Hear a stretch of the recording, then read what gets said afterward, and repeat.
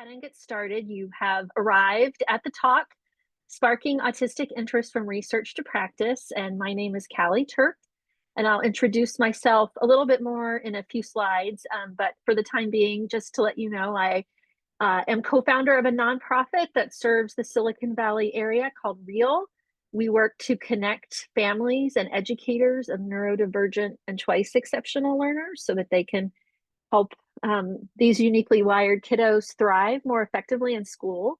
I'm also a doctoral student at the Bridges Graduate School of Cognitive Diversity in Education. And this presentation does come out of a literature review that I did around interests and well-being of autistic students. And I'm very excited to share it with you. It's definitely a passion of mine.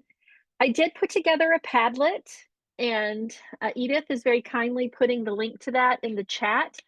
That way you know that you can access the resources. There's a link to the slides, a link to the survey, a link to a lot of the things we're going to cover today. So you can take your own notes, or you can just know that all these resources are available to you in the Padlet, so that if you want to not have to worry about listening and writing, you have that opportunity. So the goals that we outlined for this workshop today is really to define what do I mean by autistic interest, and how have we seen the language around that evolve, really from a deficit-based approach to more of a strength-based perspective. I am hoping throughout to delineate some key points of research that really are supportive of how we acknowledge and integrate interests of autistic students as a really important part of their learning. I do want to also delve into some key world examples of passionate interest. I want to bring in the voices of autistic people, because really I think anytime we're talking about supporting autistic people, we should really reflect their voices. Their voices should be centered in the work we're doing. And then I will discuss some specific lesson plans and activities to help identify the strengths and interests really of all students. And rather than saving those all to the end, I've tried to sprinkle them throughout. So they won't like all be at the end, but there are links to all of them in the Padlet. So for those of you who are just joining us, Edith will put the link to the Padlet in the chat. So if you don't want to have to, follow along but take notes and things, you'll know all those resources are available to you. A lot of the activities that we're going to cover are outlined in this article that's available on our website, 8 strength-based activities to kick off the school year. And I just want to let you know this is here. And in this article, they're all in one place, as opposed to how I'm going to be sprinkling them through. So I want to just talk, before we dive into it, about why it's important to have this conversation today. And I'm super excited that so many people have come to this, because it's a passion area for me, and it is, I think, a very important topic, and I hope you walk away believing so as well. First is we do have an increasing incidence of autism in our classrooms in California. So the national average right now is about 1 in 36 students are identified as autistic by the age of 8, and in California it's 1 in 22. So that's believed to be primarily because we're doing a better job of screening in California, but it just means 4.5% of California 8-year-olds are now identified as autistic. That's a pretty sizable number. There are also a lot of unidentified students in classrooms. We can talk about some of them later, but just briefly, those who identify as female are less identified or identified later. Those who have more internalizing behaviors are identified later. Those who come from culturally, linguistically, and economically diverse backgrounds are sometimes never identified appropriately. So it's really important that we think about how we're tending to strengths and interests in our classrooms, because it really will help students who have been identified and those who have not yet been identified. We really have this emphasis on inclusive settings. So our children who are autistic, who have the lowest support needs, are in our everyday general education classroom. So we want to make sure we're tending to their needs. And this is one that I really like to emphasize, because I'm not sure a lot of people understand the prevalence of self-harm among autistic learners and autistic adults. And just to highlight a few of those, because the urgent need to really attend to the well-being of our autistic learners is just really undeniable. So one study showed that 72% of autistic adults scored significantly above the suicide risk cutoff. In the general population, for that study, it was 33% was what the general population was. So we see over double that suicidality risk in our autistic population. Another study showed 9.5 times increased mortality rate due to suicide for our lower support autistic adults. So these are going to be our students who are most likely to be in inclusive classrooms because they will have lower support needs and they are actually dying early and having an early mortality rate because they're autistic, even compared to higher support need autistic adults. So these are our kids who are most likely to be in highly inclusive settings.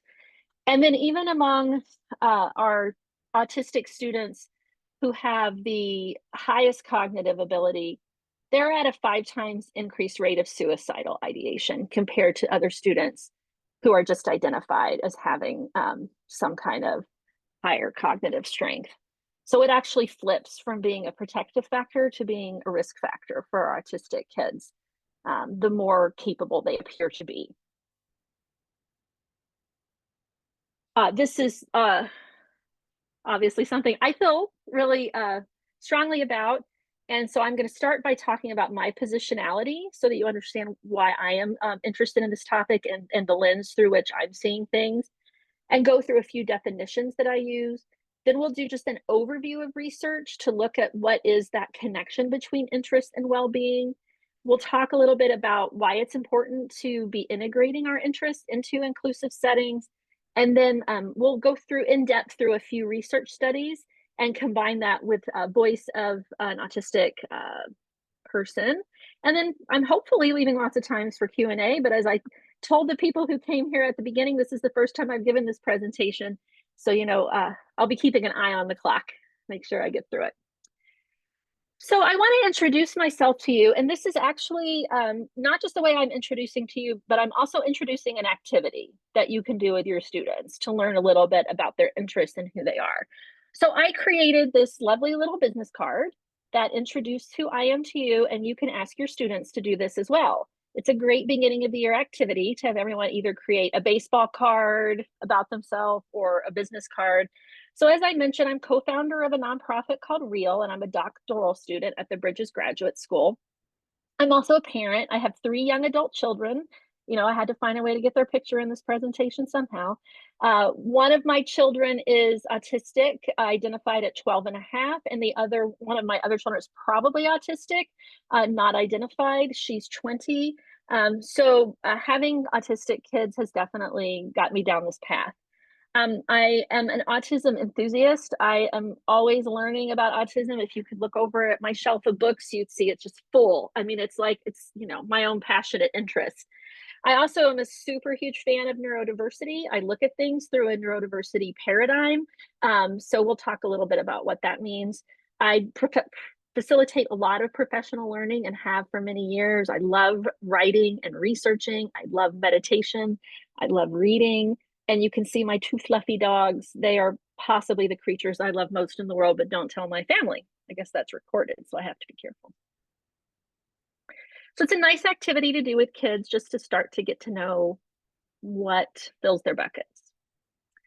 So I just want to make sure we're all on the same page about what I mean by neurodiversity, because there's lots of different definitions that float around out there. So I look at things through the neurodiversity paradigm, that umbrella that recognizes that we all have unique brains and that there are a variety of neurotypes that exist among humanity. And so if you're a neurodivergent person, then you're someone who would identify as having ADHD or being autistic or dyslexic or dyscalculic or dysgraphic, and on and on. Or you might have a co-occurrence of some of these different neurotypes. And so that is when we start talking about someone being neurodivergent. We also have people who will identify as either neurotypical or neuronormative. But the reality is we are all part of the same set of neurodiversity. We are a neurodiverse humanity, and I come from a place of recognizing that These are different ways of thinking and being that actually benefit all of us, and that we should appreciate one another as we are. And you can look at this through a different way, because how we're really thinking about disability matters. So in many spaces, what we see is that biomedical model, that disability is a problem and we need to fix or cure it. So we identify the child has ADHD, we diagnose that, we try to figure out how to eliminate it. And that is sort of an older model. That's a very medical model. It does imbue our special education law. So there is a time and a place to use this language if you're really trying to go for services. And that's how you're going to get a diagnosis. It's how your insurance is going to pay for things. So there are times and places where the biomedical model is still in full force. We definitely have seen over the last 40 years a shift towards more of a social paradigm around disability, and really thinking about society is the challenge for people with disability, more so than the person. The disability does not live within the person, it lives within society around it, and how it does not accommodate for everyone in our umbrella. And so in this case, we start to look at how can we support and accommodate our learners who are struggling with some of the social setup that we have in place. And then the neurodiversity movement really looks at differences as being the norm, and how can we affirm those? And we really start to think about supporting wellness, and not wellness from a medical model, as in we will cure something, but wellness from the perspective of supporting wellness as the person defines it for themselves.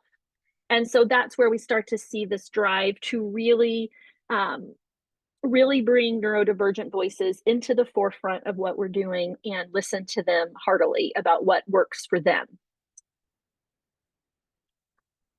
In terms of how that fits with defining autistic interests, the medicalized way we've looked at interests is in the actual definition of autism, the diagnostic criteria from the DSM-5.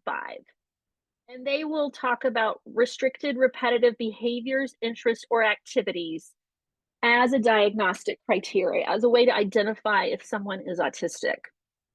Other words that have been used to describe these interests are circumscribed or perseverative. So things that the child won't move off of, or that are very limited. So we can see these medicalized terms are really positioning interests as a problem, something to be solved. There's a strength-based way to think about interests, and increasingly neurodivergent people are putting these ideas out into the world. So a neurodivergent psychologist has really says he prefers to call these spins. So special interests that are really due to hyper-connected brains. These are the interests that autistic people feel more passionately about and that they love. And they tend to have this special interest in them, and they fawn over and fixate on them because they love them so much. They're so engaged with them. And then the researchers, Winter Messier and her team, are one of the first to actually research this in school settings. And they defined it as those passions that capture the mind, heart, time, and attention of autistic individuals, providing a lens through which they view the world. And so that's the definition that I have tended to use in my work and my research. And I just want to be clear with everyone about my positionality on that front. I also just want to say one reason this is important is many autistic people have interests. The research out there shows that 65 to 95% of autistic people experience special interests. So depending on the study, it's a large number of autistic people who are really finding joy through their interests. So before I move on, I'm just going to check the chat here and make sure we're all good. Okay, looks good. We're good, Callie. I can help you monitor it as well. So if anybody Thank has any you. questions or things that come up, I can help Thank you so Callie as much. well. I appreciate that. So I obviously can't go through every research study that I've looked at in extreme detail, but I did want to give you this list of the publication timeline for the studies that I've reviewed, that I've touched on. I mean, there's more than this, but these are kind of the key ones. And I do have links to almost everything, I think, in the Padlet if you find something you want to go deeper on. The ones I'm going to focus on most today are those Winter-Messier studies, a study by Rachel Grove and colleagues from 2015 to 2018, and then a study by Dr. Wood in England. But these other ones do exist, and some of them aren't studies, some of them are commentaries from autism researchers, but highly encourage you to check out those details. I really appreciated a book I read recently. I'll hold it up here, but you may not be able to see it. No, you can't see it. It's called The Autistic Experience. It's by Joe James, who is an autistic photographer, and Marie-Laure Del Vecchio, who is a psychotherapist. And they interviewed 80 autistic people about a variety of topics, and interest was one of them. And I think it's important to begin this time thinking about interest as something that is essential for autistic people to be able to find and dedicate time to, because it does help them with their mental health, makes them feel less depressed, less anxious, improves their self-esteem and self-confidence. And overall, it just brings a sense of joy and excitement that can be felt with such delightful enthusiasm. So having the ability to feel such intense passion truly is one of the perks of being autistic.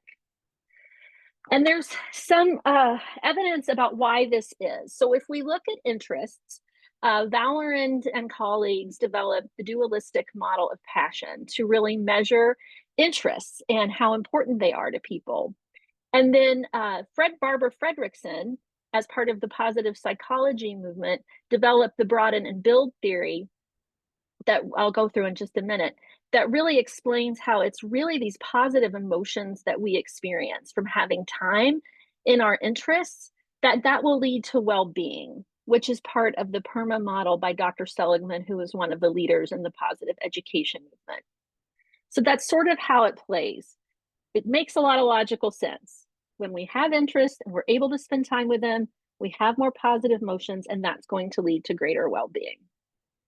One of the things that might be a little important to understand is how it's thought that these play out in the autistic experience. So there is a group of autistic researchers that started talking about this in the mid 2000s, really about thinking about monotropic thinking versus polytropic thinking.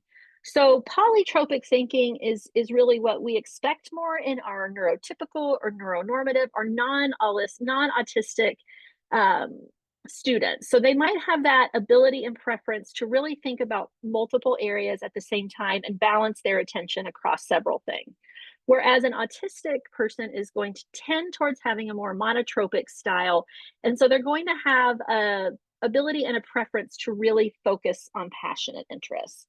And in these passionate interests, they are deep basins of attraction where their attention can get caught, and it can be expressed in a thought or an action over and over again. So these interests are very compelling to the autistic brain.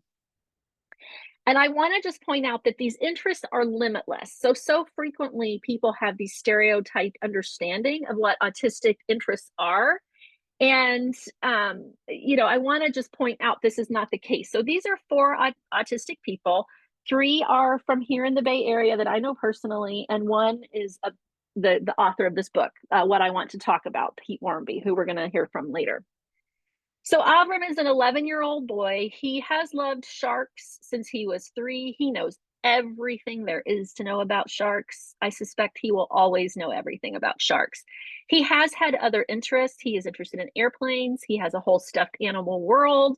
Now that he's getting older, he loves the NBA and the NFL. He's super into Minecraft and Scratch. And lately he's really getting into political caricature as a way to relate to what is happening in our political environment.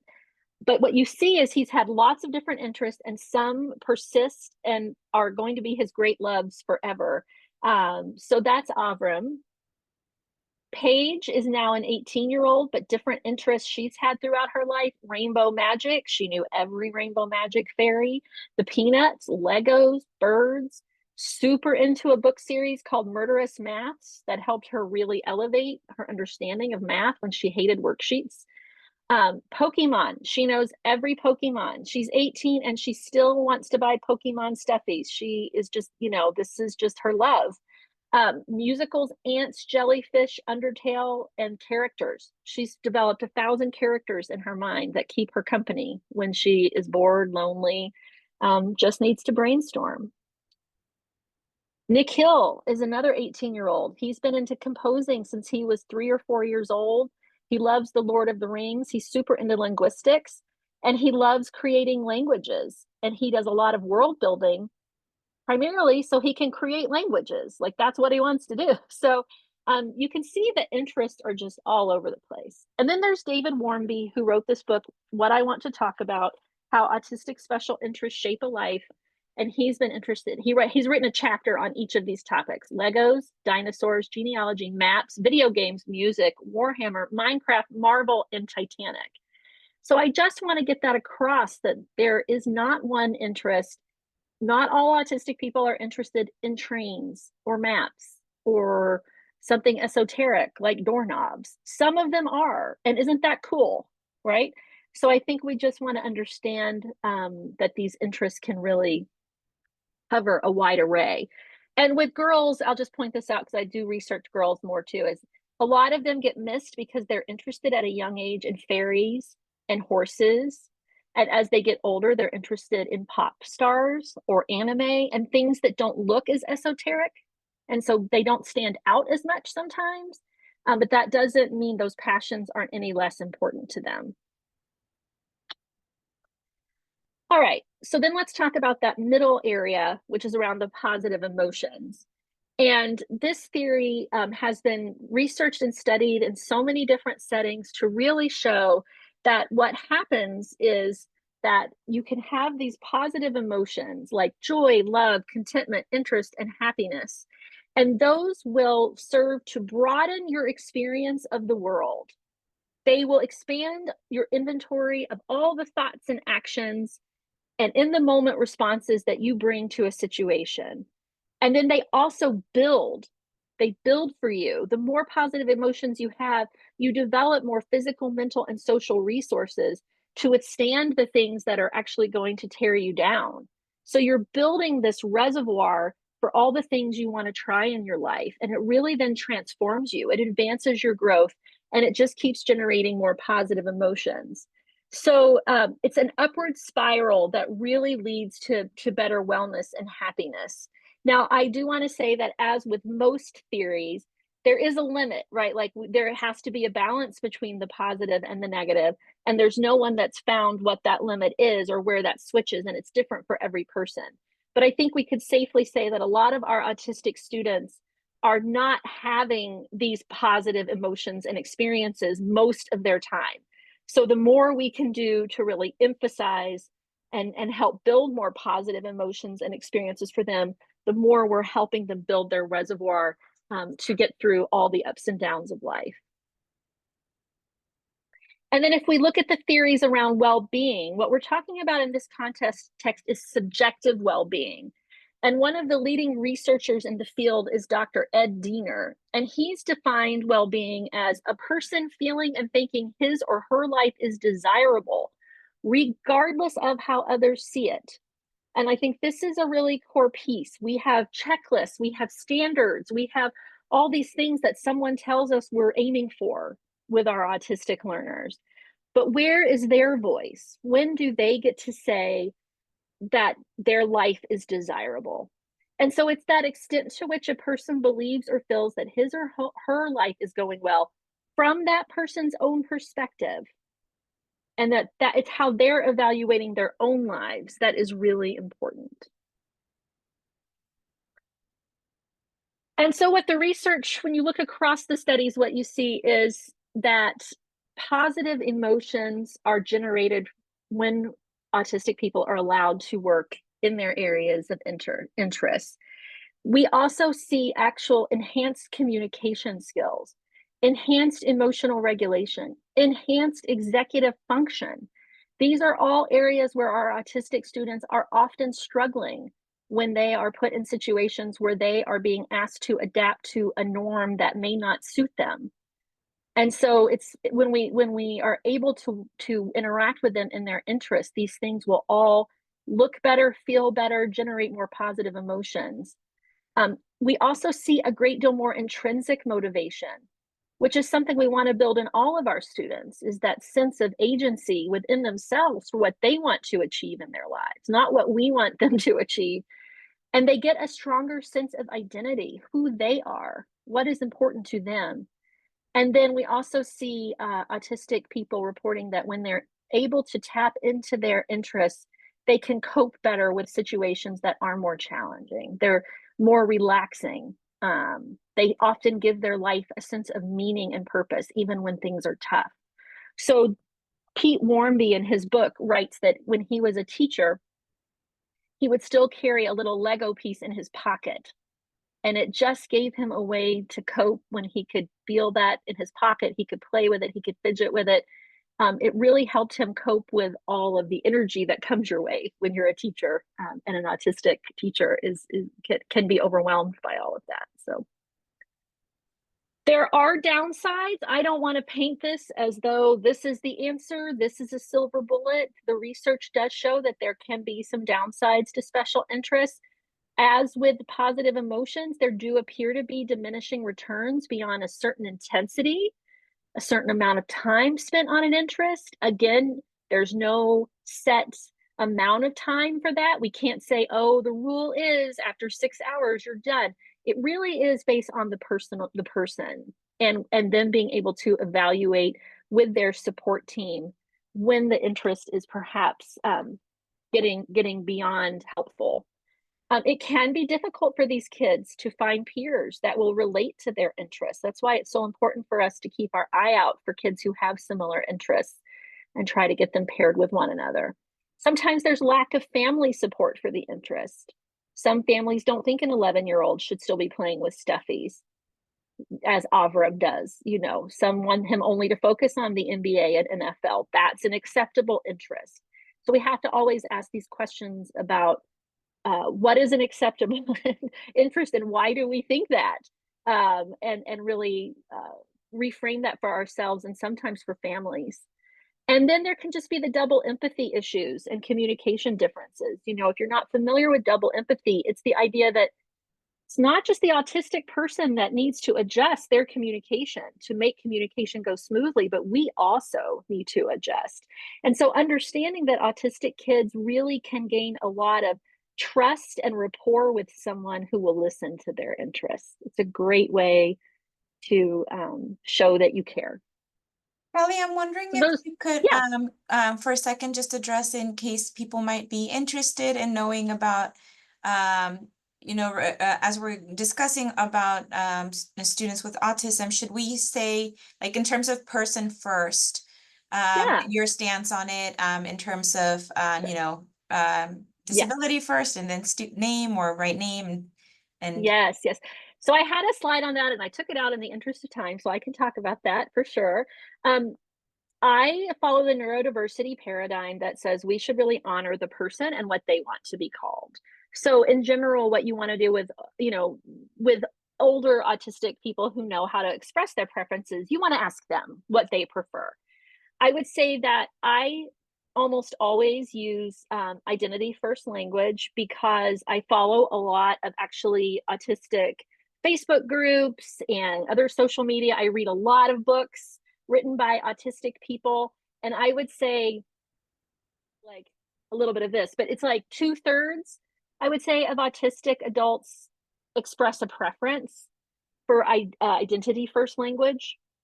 And the theory that most of them give is like, it's not like they're carrying a purse. They are not someone with autism. I am not someone with a purse. They are an autistic person. It affects every aspect of their lives, and it's part of who they are, is their identity.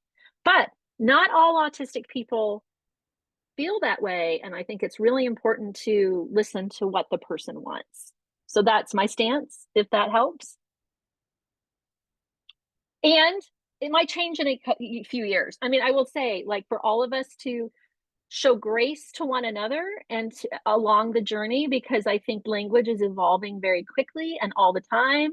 And so it's important for us to really stay tuned in to those autistic communities and keep listening to them.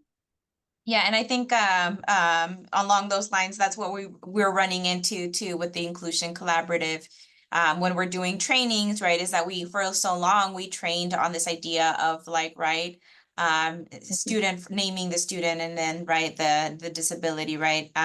But we're running into that, yes, we're actually experiencing with, particularly with our adults who are sharing that, no, like right, it's a part of Mhm. who I am and my identity. So it's just been very interesting. And I do think that that's a whole, like you said, right, it's really being like naming the two sometimes is important, because like what you mentioned in terms of like, really, it's about how they want us to, right, identify them, or how they're choosing to identify. So thank you. Absolutely. Yeah, sure. I did want to just read through some of the quotes. Um, I would hope by now that I have made it very clear that these interests are extremely important to the well being of an autistic individual. They are absolutely vital. When I'm swept up in a special interest, I feel alive. Special interests in themselves are emotional, safe spaces where energy can be restored, calmness established, and peace found. It absolutely helps my mental health to do my special interests. They keep us going, feed and nurture us, and help us maintain our mood and capacity for stress. But they also delight us, fill our world with beauty and fascination. They are everything, at least to me. There is one topic that is my favorite part of being autistic. It is my special interests. I love my special interests. If we want to make this world more inclusive, then we must encourage these special interests from a young age. At the very least, the child's mental health will be better. My special interests keep me sane. When we find our passion, whether that is rocks, animals, postcodes, toys, sport, art, photography, the universe, dinosaurs, video games, science, invention, innovation, we flourish. It's magical. So I'm hoping by going through some of this research, we see what the research says, but we also keep in mind just the overwhelming feedback and input we're getting from autistic people about the importance of their interests. So I want to interweave an activity here. This one is not one of the ones that is actually in my article. This is one I came across more recently. It's called Special Interest Week. So there's 7 prompts that you can use during a week to help autistic students, and really any student, I think, folk reflect on autistic joy. And I believe what's important is if you use this with all of your students, you don't have to frame it as autistic joy, but your autistic students will really appreciate the opportunity to spend time thinking about this. So first one would be like, what's your oldest special interest? So reflecting on that on day 1. Day 2, what's your most recent special interest? Day 3, what's a special interest that's changed or grown over time? Like if I think of Auburn, he has stuffed animals, but now he uses them as political little characters. He has little birds that have different political characters. Day 4, a special interest that's collected or collections. Day 5, the special interest that has shaped your life the most. Day 6, a special interest you share with someone. And day 7, a day for embracing and celebrating special interests. What's something positive your special interests have brought to your life? So this comes with a little worksheet from Dr. Devin Price. I don't know if anybody would like to share one of their special interests. If any of these spark for someone. For me, I think you can tell autism is a special interest. Autistic kids and their special interests are a special interest. Let's see if we have anything in the chat. Yeah, I like that JT said here to honor the variability of the person. Yeah.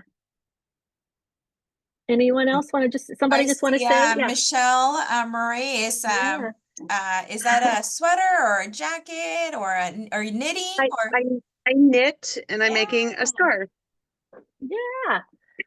Like someone has, I love cats, a whole wall of posters and stickers of cats. That's awesome. Reading the dictionary, finding unique words. That's pretty cool. And that's from Lana. I know Lana. I didn't know that about you. That's exciting, Lana. Mental health in the workplace. Yeah. This is awesome. Thanks for sharing. I think Jace or JC, I'm not sure. Yeah, read as a kid instead of playing during recess. Sure. Yeah. All right. I relate to that, Alicia, getting caught up in a book. Yeah, so I think you can see that if you could find some time to work this kind of thing into your classroom, you could do it for everyone. It doesn't have to just be for the autistic students, but your autistic students, like I said, will really appreciate it. All right, so now let's shift gears and talk a little bit about why it's important to integrate these interests into our inclusive settings. One of the biggest reasons is you do have identified students. We talked about this a little bit before, and some people have just joined us, but you know, we're seeing increasing number of autistic students in our inclusive settings. 4.5% of California 8-year-olds are identified as autistic. You know, that's a pretty good proportion. We also are going to be supporting those students who have the highest risk of suicidal ideation. And that's really those who are identified and are in inclusive settings, and then all those students who have not been identified yet. So there are a lot of autistic learners who are hiding in plain sight. A lot of kids will not be diagnosed until they are older, especially if they're female or they have that internalizing behavior where they're not, our younger students who have externalizing behaviors, they tend to get identified a lot earlier. Or if they're really good at masking and camouflaging, not always intentionally, but there are a lot of autistic kids who pick up on the ways they're supposed to act, and they spend a lot of time trying to act normal. It's a lot of energy, and it really impacts their well-being. And they need to have better spaces to really be truly who they are. And really just the wellness of all of our students. I mean, everyone will have more motivation if they're able to learn in their interest area. So that's really why it's important to do this work. And as Mickey, one of the autistic people interviewed for the James and Del Vecchio book said, really, we should incorporate coursework that matters in relation to special interests, because that's how they're going to really translate the world around them. It is a lot of times how they are making sense of the world and organizing their thinking around the world.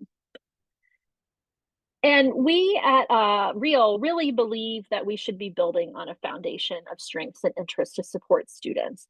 So very often we see relationships where students, parents, and teachers are kind of fighting with each other, or their interests aren't well aligned. And we feel like by talking about strengths and interests, we can all focus more on like in a three-dimensional way on what's really possible for a learner. And it's a more joyful experience if we can develop goals and strategies that are really helping that child become what they can be. And of course, we have to do the interventions and accommodations that will support that child. But we believe all of it should be built on this solid base of their strengths and interests, and really looking for ways to weave that in to the interventions we're doing, the accommodations we're making, all because we really want to see this child become what they want to be, and have a strong sense of their own wellness and well-being. So here's another activity that I wanted to share with you. This one's available for free. It's a download from the University of Connecticut. It's called the My Way Expression Style Inventory. So this is a great way to, especially as part of like your practices around universal design for learning, is you really want to get to know your students and get a survey about how they're going to engage and connect best, because sometimes the special interests are also around how they do things, not just what the topic is. It can be around how they're doing things as well, or they'll be more likely to be motivated if those things overlap. So this is about it's a 50 item scale. So on the left you can see some of the ways it's done, and you can either have them fill it out if they're able to read and write, or you can have someone talk them through the survey. And then you put the scores in, and it starts to give you a sense of what their ways of showing what they know are: written, oral, artistic, computer, audiovisual, commercial, service, dramatization, manipulative, or musical. So I made this a little larger for those of us who have older eyes. And I thought you might take just 30 seconds or a minute and look at these and think for yourself. These are just 9 of the items. If you were going to rate these for yourself, how would you rate them? So I'll give you all a minute to do that. Does anyone want to share something, an observation or something that they really love that was on here?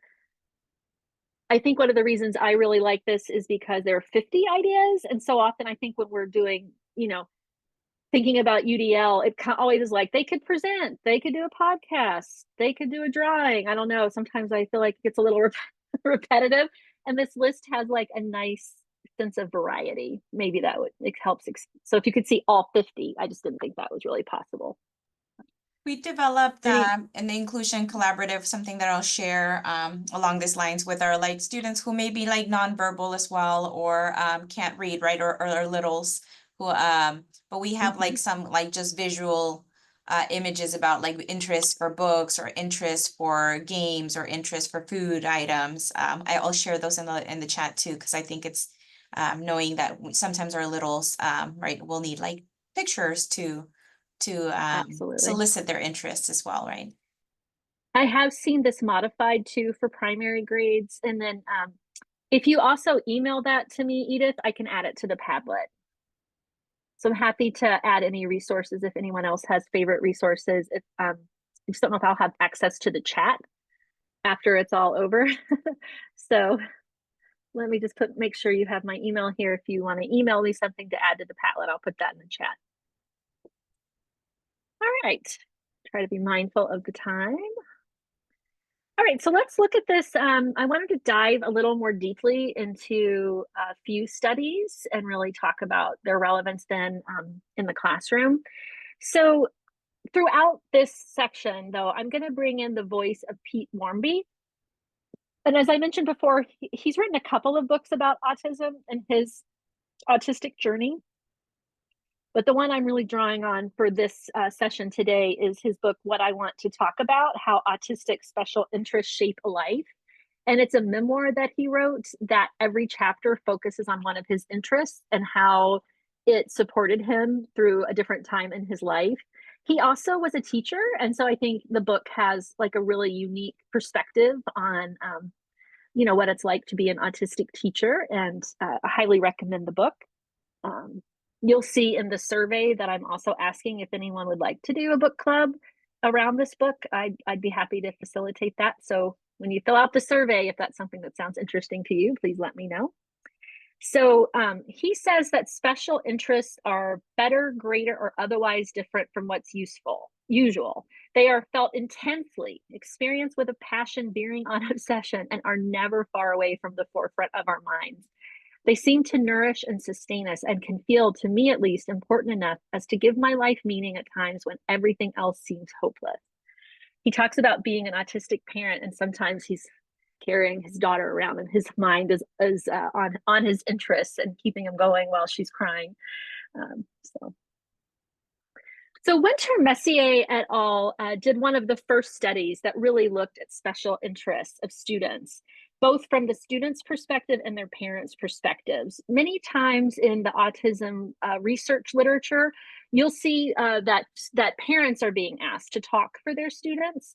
And more, we're seeing an increased agenda in the research community to center the autistic voices themselves. And this is one of the first studies that did that. Now, of course, the challenge with that is then that sometimes we haven't found the ways to communicate effectively with all autistic people. And so certain voices may get left out of the research, which is not the intent. And so I think a lot of autism researchers are trying to find more and more ways to make sure they're including students who communicate in ways that are not through speech alone. But I will just acknowledge that that is a limitation of most of the autism research to date.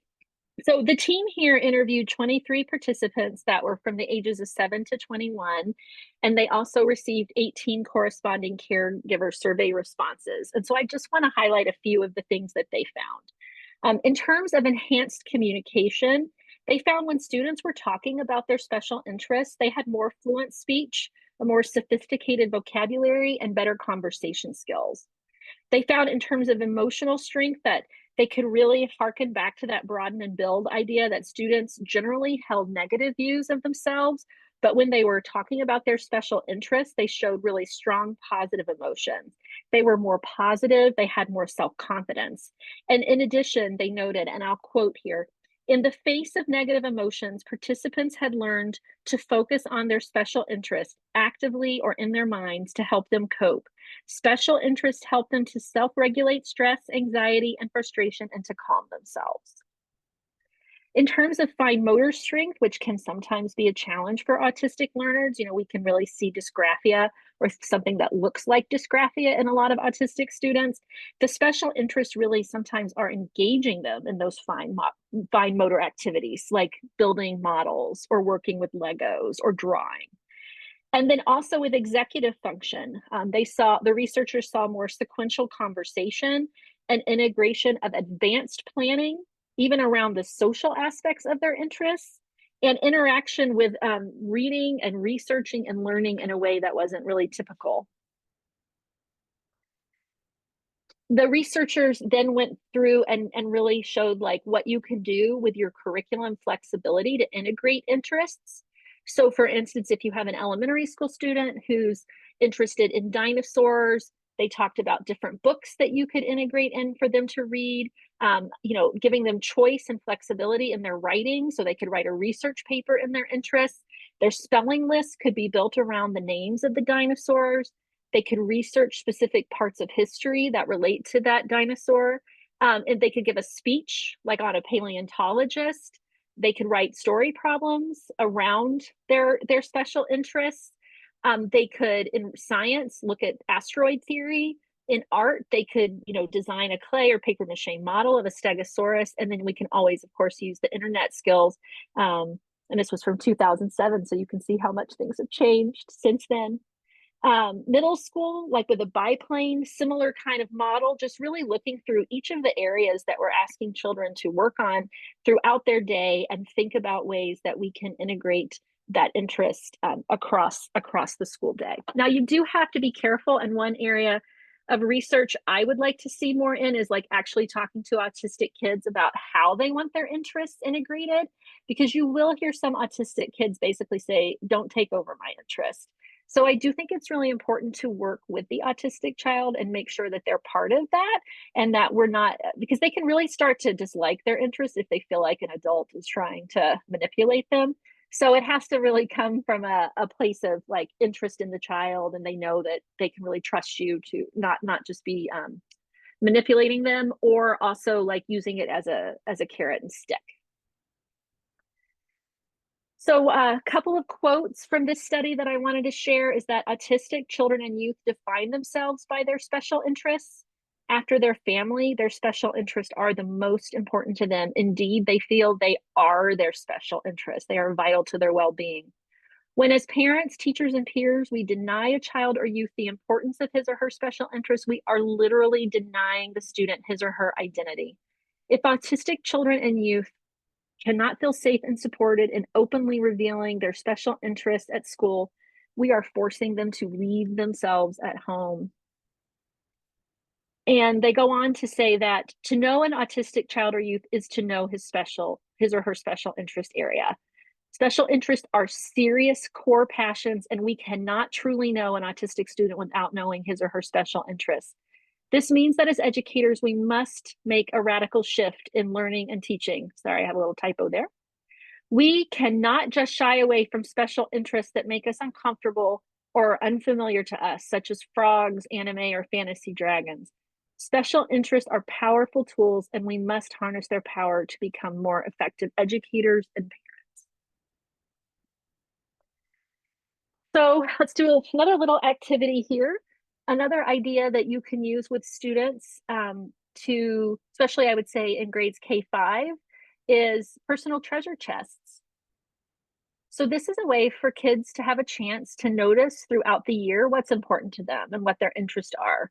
And then also a space where they can keep mementos or pictures or drawings or objects from that special interest in a place where they can access them if they need them. So back to that kind of broad and build theory, maybe there's a lesson that's going to be tough, or everyone has a quiz or a test, or the day's just been a little difficult, and we all have our treasure chest that we can just spend a few minutes with to boost our energy and our ability to get through the day. So it can be anything that reminds them of their strengths or flow, and you can add to it throughout the year. You can think about whether it would be better to have one for each individual, or your class might have one. Some people will do a class treasure chest. Anybody want to share what they might put in their treasure chest, or if they think they would rather have each student have a treasure chest or have a class treasure chest?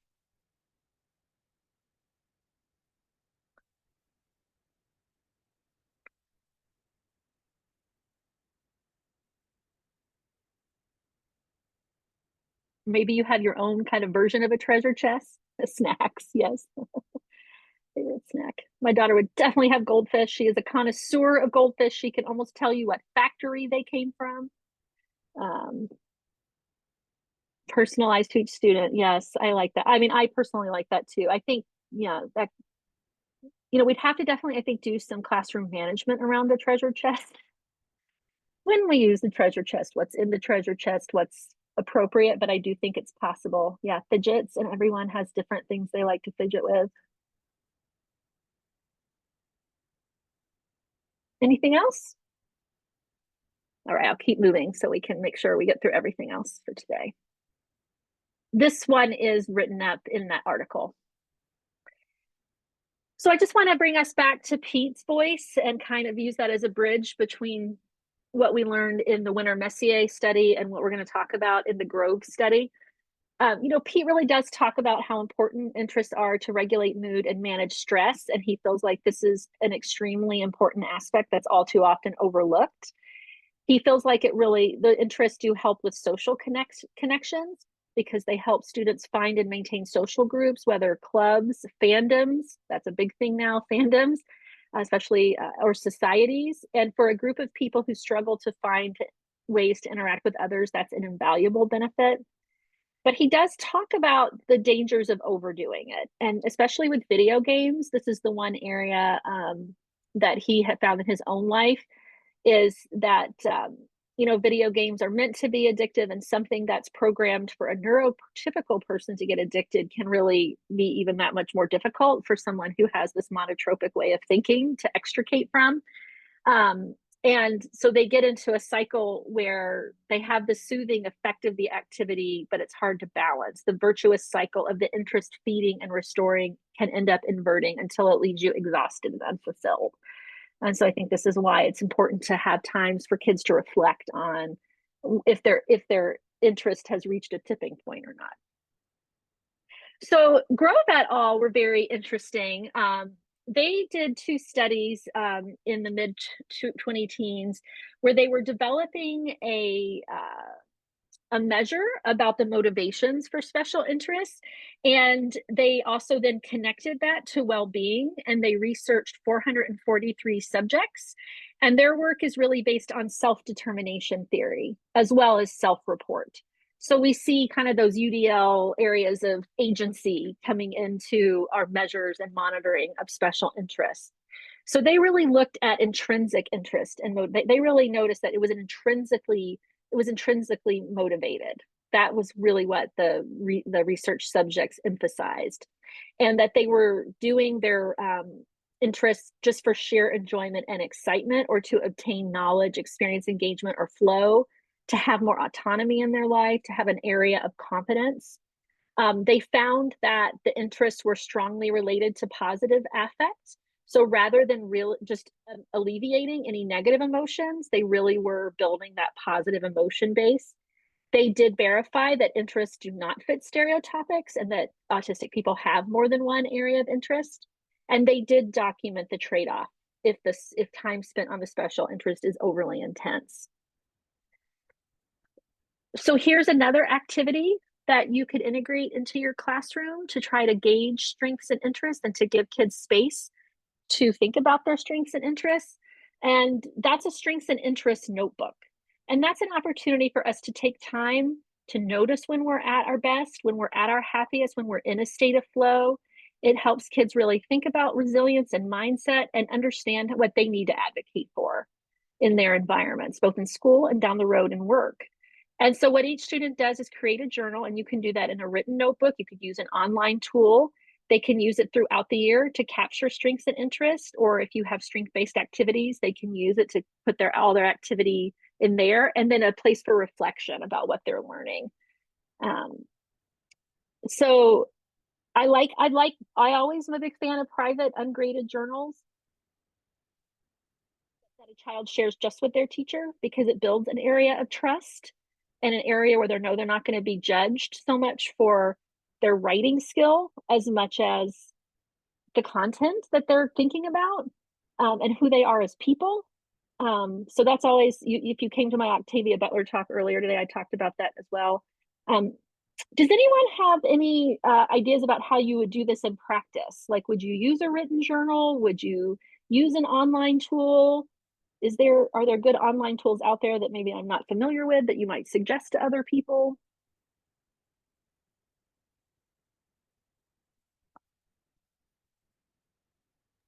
I know that what I've seen, again, same thing with our littles, is some kind of like, particularly coming out of COVID, using virtual tools, right? Right. Like I know Seesaw is a program that was used also for students to share their interests orally too. Where students again just like record or highlight or demonstrate, right? And then the teacher can have access to those videos as opposed to writing as well, thinking of like again our littles who might not necessarily be able to journal or they can just draw too. Those that, but there Yeah. we do have some students, right, young learners that would rather talk than draw too. So, Absolutely. Yeah. but I have Yeah. seen those tools be Yeah. utilized in that way. Anybody else? All right. I'll keep moving then. Thank you so much, Edith. Appreciate it. So the last study I wanted to talk about was the Dr. Wood study in England. That was a case study design, and she really focused. She was just looking at intense interest and happened to see all of the advantages that ended up showing up in the educational environment. She was studying 5 mainstream primary schools in England. She spent time with 10 autistic children and 10 of their parents, as well as 36 school staff. She also had a committee of 10 autistic adults reviewing her work. She did interviews, questionnaires, observations, and focus groups. It was a very comprehensive study. And what she noticed was that the schools that she was observing, they typically had an approach with lots of repetition and rote work for their autistic students, a lot of reminders and redirection and that sort of thing. And she noticed that when they were able to work in the areas of their interests, they actually had better access to learning, curriculum, and tests. They were much more engaged. Their task completion was higher. They communicated better with their educators. They socialized better with other students. They had greater independence. They needed a lot less redirection. They seemed to be experiencing more intrinsic enjoyment of activities. They felt more included and had a better sense of belonging. They gave them a sense of comfort. They were able to enjoy and cope with school better. Their motor skills increased, and they actually started thinking about how they could link their interests to their future. And she really spent a lot of time, I thought very interestingly, talking about how this actually shifts the power dynamic and increase the connectedness. And I know this is a lot of words on a slide, so I'm going to read them, but I think they were very powerful for educators to think about. She said, I found a strong positive correlation between enabling the autistic children to access their intense interests and a range of educational and affective benefits. These circumstances also created at times a power shift from the adult to the child, which resulted perhaps counterintuitively in greater, not less, compliance from the child, as well as opportunities for peer engagement. My study also suggests that providing curriculum activities based on the strong interest of autistic children can have a reciprocal enabling impact on school staff, leading to a decrease in effortful but ineffective prompting and a switch to more positive instructions on their part. Indeed, some school staff already applied their understanding of the value of the deep interests of the autistic children, and in so doing, the emphasis shifted from intervention aimed at the remediation of impairment to acceptance and relationship forming, considered to be key components of teacher well-being and effective educational inclusion. So in her study, the benefits of working on interest extended not just to the student, but to the teacher. And knowing the amount of pressure our teachers are under and the burnout levels, I think this is an important thing to think about, is if by working with kids in their interest areas, we actually create more joy and better relationships and a better experience for our teachers, while at the same time enhancing our efforts towards inclusion. So part of this is, what Pete Warmby says is we're really going to be able to mitigate burnout for our students if we focus on their interests and potentially on educators too. And he says, never curtail an autistic person's access to their interests. Do not view these interests as merely hobbies, nor is the autistic person as entitled or bratty, two terms I've seen used by teachers, he's a teacher, for wanting to be able to indulge in them. You must understand the regulatory benefits they have and the way they enable us autistic people to manage our stress levels so we're able to get on with our day. Gently encourage autistic people close to you, including your students, to indulge in their interests when they're struggling. Take an interest, or at least feign an interest in our favorite stuff. It goes such a long way to making me feel accepted when I get the chance to talk about my interests. So just looking for those ways that we're helping the well-being of students and the well-being of teachers. So this is another activity that is not talked about in the article, but is something that comes up a lot in our community and is something that you can consider whether you would like to use. And so there's a link to this tool on the Padlet. For those of you who joined late, we do have a Padlet that you can access all of these resources. But this is a template that we provide to families in our community. It's a one-pager they can use to introduce their child to their educators. And it starts, as you can see at the very top, with strengths, talents, and interests. Because as always, we in our work like to lead with those things because we know the other areas are going to get their due attention.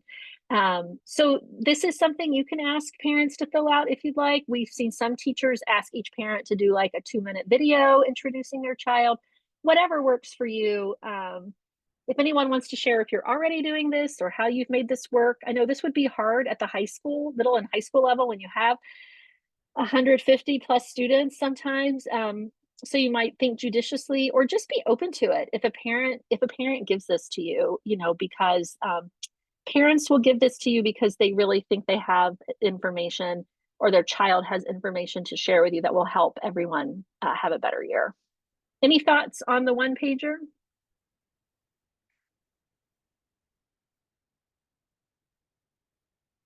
I think I have come to the end of most of my content. I'm happy to take some questions and answers if there are any. Like I said, this is the first time I've given this talk. I feel very passionately about it.